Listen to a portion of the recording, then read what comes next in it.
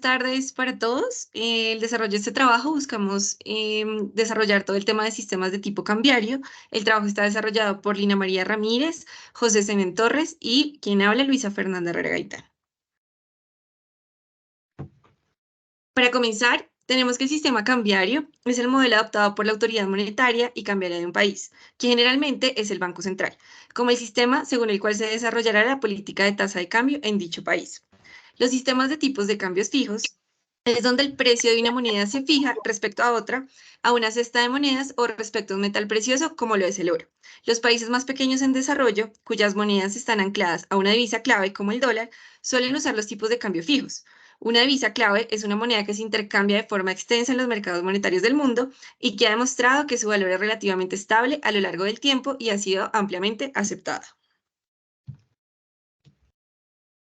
Los sistemas de tipo de cambio flotantes, donde el precio de una moneda respecto al resto se forma por la libre oferta y una demanda del mercado, y por lo tanto se dice que la flotación de una moneda es limpia, sin en la variabilidad en precio. Los flotantes no se caracterizan por valores par ni por tipos de cambios oficiales, sino que están determinados por las condiciones de la oferta y la demanda del mercado, y no por el Banco Central. Aún cuando los tipos flotantes no cuentan con un fondo de estabilización cambiaria para mantener los tipos de cambio existentes, esto no quiere decir que los tipos de cambio flotantes siempre fluctúen de forma errática. Los tipos de cambio flotantes controlados a corto y a largo plazo y los tipos de cambio flotantes controlados tratan de combinar los tipos determinados por el mercado y la intervención en el mercado de divisas a efecto de aprovechar las mejores características de los tipos de cambio flotantes y los fijos. Con una flotación controlada, la intervención en el mercado sirve para estabilizar los tipos de cambio a corto plazo, mientras que la flotación controlada permite que las fuerzas del mercado determinen los tipos de cambio a largo plazo. Tenemos tasas y desventajas de los tipos de cambio fijos y los flotantes. Las ventajas de cambios fijos, sencillez y claridad del tipo de cambio, meta arreglada automática para conducir la política monetaria. Y la desventaja, sacrificar una política monetaria independiente, vulnerable a ataques especulativos. De cambio flotantes, una ventaja es que mantienen controlada la inflación, ajuste continuo de la balanza de pagos, operan sujetos a arreglos institucionales simplificados y permiten que los gobiernos establezcan políticas fiscales y de monetarias independientes. Y las desventajas llevan a la inflación de precios, los mercados de divisas desordenados pueden alterar los patrones del comercio y la inversión y fomentan que el gobierno aplique políticas financieras despiadadas. Hay otro sistema de cambio, es el que se llama el deslizamiento y es un enfoque entre ambos.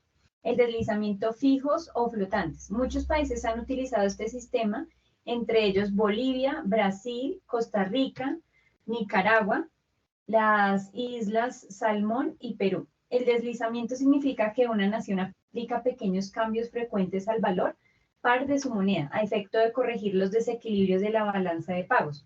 Los países que registran un déficit o un superávit van ajustando el tipo de cambio hasta llegar al nivel deseado. El mecanismo del deslizamiento ha sido utilizado principalmente por naciones que tienen altas tasas de inflación.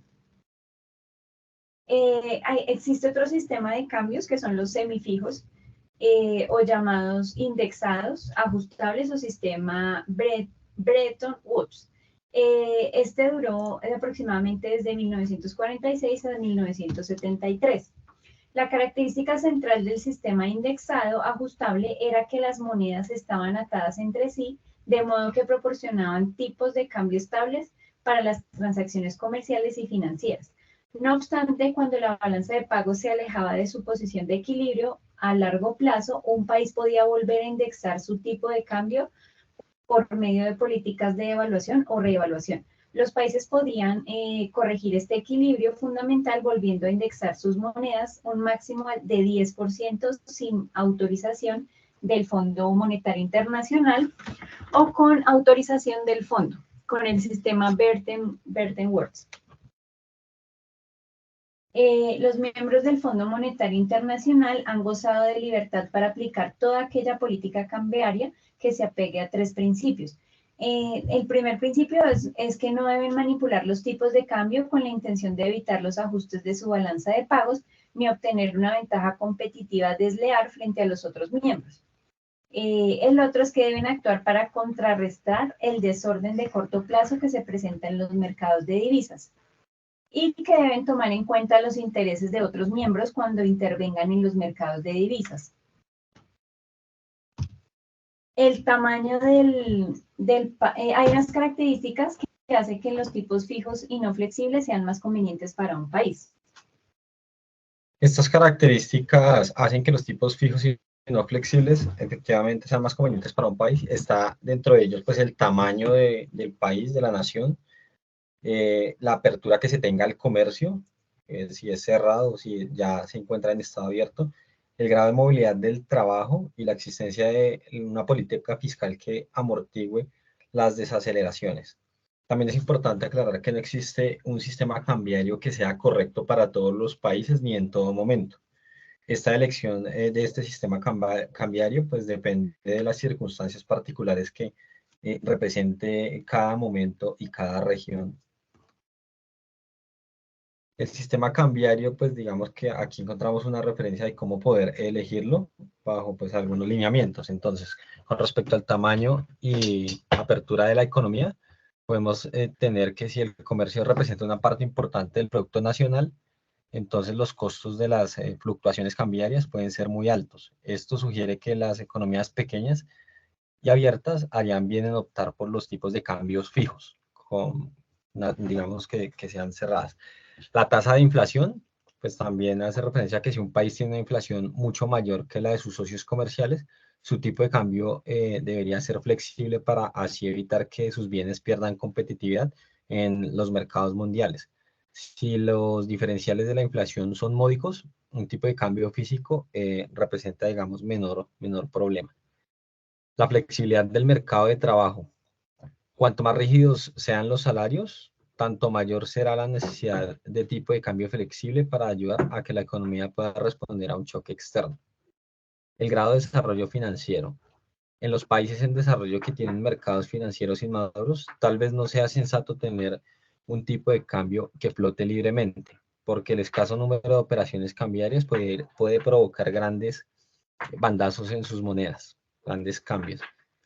La credibilidad de quienes elaboran las políticas. Cuanto más débil sea la reputación del Banco Central, tanto más sólidas sean las razones para indexar el tipo de cambio y crear confianza en que la inflación estará controlada.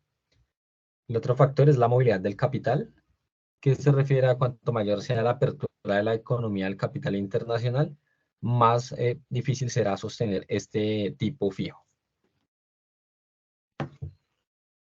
Diversos arreglos cambiarios de los miembros del Fondo Monetario Internacional. Este es un dato del 2006, donde se tiene arreglo de tipo cambiario. Tenemos arreglos cambiarios sin moneda en curso, por separado, donde hay suscritos 41 países. Arreglos con Consejo Monetario de tipo de cambio fijo, es decir, los indexados convencionales, y ahí tenemos 52 países. Tipos de cambio indexados dentro de bandas horizontales, hay 6. Tipos de cambio indexados con deslizamiento se encuentran 5. Tipos de cambio con flotación controlada tenemos 51. Y para tipos de cambio con flotación independiente tenemos 25. Gracias.